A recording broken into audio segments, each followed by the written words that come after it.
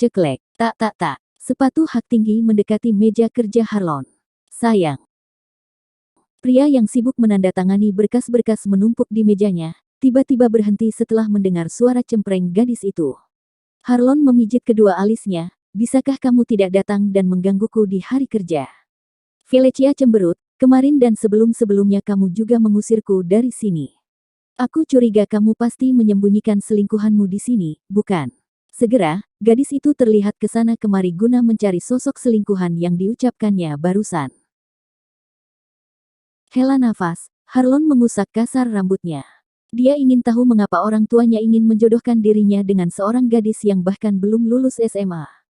Maure Felicia adalah putri satu-satunya sekaligus anak kesayangan dari rekan bisnis akrab ayahnya, Tuan dan Nyonya Maure. Kesialan ini menimpanya saat acara ulang tahunnya yang ke-24.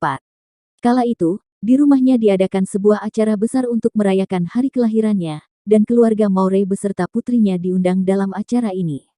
Setelah menghilangnya Malter, Harlon tidak tahu kemana perginya semua nafsunya terhadap perempuan. Sehingga malam itu dia benar-benar seperti patung manekin tampan yang hanya tersenyum ketika teman-teman sekolah, kuliah, serta rekan bisnisnya datang untuk memberikannya beragam ucapan. Karena acara ini dibuat oleh kedua orang tua dan kakaknya, Harlon seperti memiliki firasat buruk sejak pesta ulang tahunnya dimulai. Dan ketakutannya menjadi kenyataan saat pembawa acara mengatakan bahwa dia harus mencari pasangan sejatinya dalam pertunjukan dansa yang harus diikuti oleh semua pihak yang belum menikah. Tarian ini diharuskan untuk berganti-ganti pasangan dansa sehingga semua orang bisa mencari dan memilih siapa yang mereka sukai nantinya. Ini akan dihentikan jika sang pangeran utama dalam pesta ini yaitu Harlon, telah menemukan gadis yang tepat untuknya. Jujur saja, setelah berkali-kali berganti-ganti pasangan, tidak ada seorang pun dari mereka yang dapat menarik perhatian Harlon. Bahkan saat giliran yang Felicia datang kepadanya, Harlon telah kelelahan setengah mati. Sehingga jika dia mengganti pasangannya lagi, mungkin para tamu akan mendengar tentang berita kematiannya yang diakibatkan lelah karena melakukan dansa selama berjam-jam. Akhirnya dia memutuskan untuk berhenti, dan ini secara otomatis membuat semua orang termasuk keluarganya berpikir kalau dia sudah memilih Felicia sebagai pasangan sejatinya. Sejak saat itu, ibunya selalu membujuk Harlon agar bersedia dijodohkan dengan Felicia. Tentu saja, dia menolaknya mentah-mentah. Menurutnya pernikahan itu adalah sesuatu yang sakral dan bukan suatu hal yang harus dipermainkan, apalagi menyangkut tentang perasaannya. Dia hanya ingin menikahi seseorang yang dicintainya. Di mana kamu menyembunyikan wanita murahanmu? Felicia bertanya sesudah kembali dengan tangan kosong. Aku tidak memilikinya, jadi bisakah kamu berhenti mengatakan itu? Dan juga, Harlon menatap gadis di hadapannya dari atas sampai bawah, berpakaian seperti itu, berapa usiamu? 18 tahun. Geleng kepala, lalu Harlon menunjuk, pakaian dan riasan ini membuatmu tampak lebih tua dari usiamu. Apakah keluargamu tidak pernah mengajarkan putri kesayangan mereka tentang cara yang sopan untuk mendatangi pria? Jika aku seorang bajingan, mungkin keperawananmu telah hilang. Felicia terkesiap, lantas buru-buru ke kamar mandi dengan malu. Ceklek.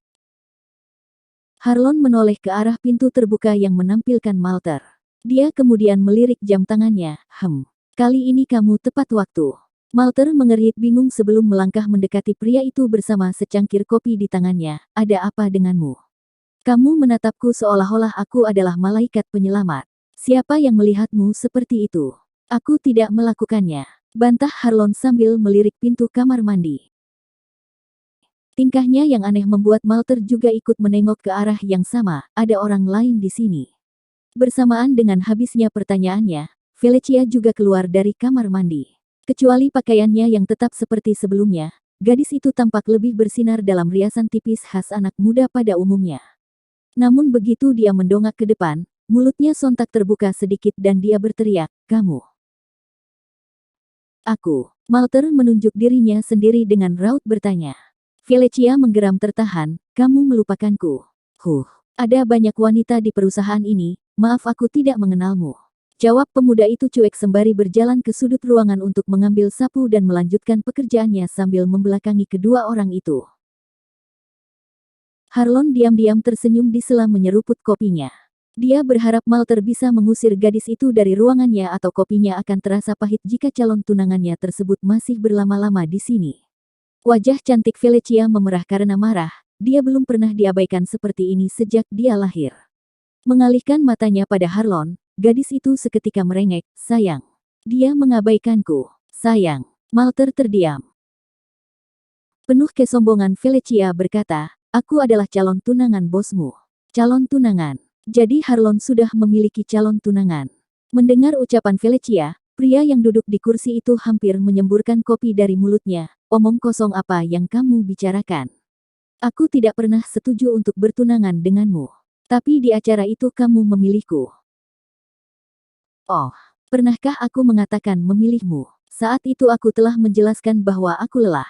Felicia yang tidak bisa membantah kebenaran ucapan Harlon, matanya mulai memerah dengan air mata yang siap menetes.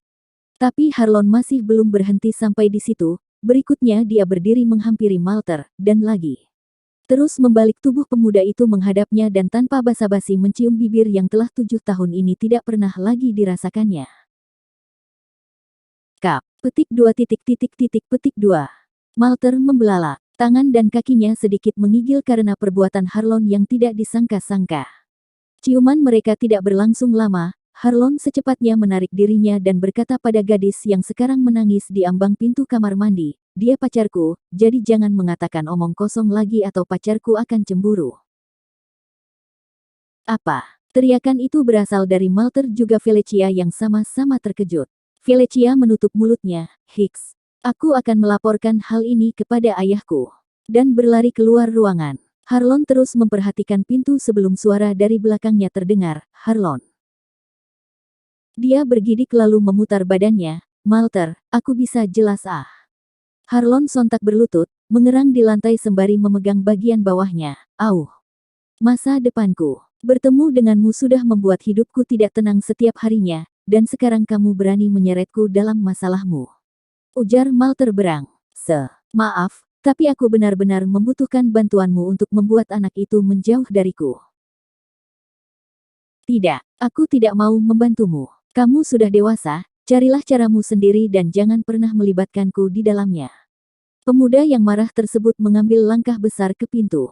Tapi perkataan Harlon menghentikan niatnya yang ingin membuka pintu. Malter, hari Minggu nanti Tristan dan teman-temannya akan menampilkan drama cerita dongeng dalam acara kelulusan kakak kelasnya.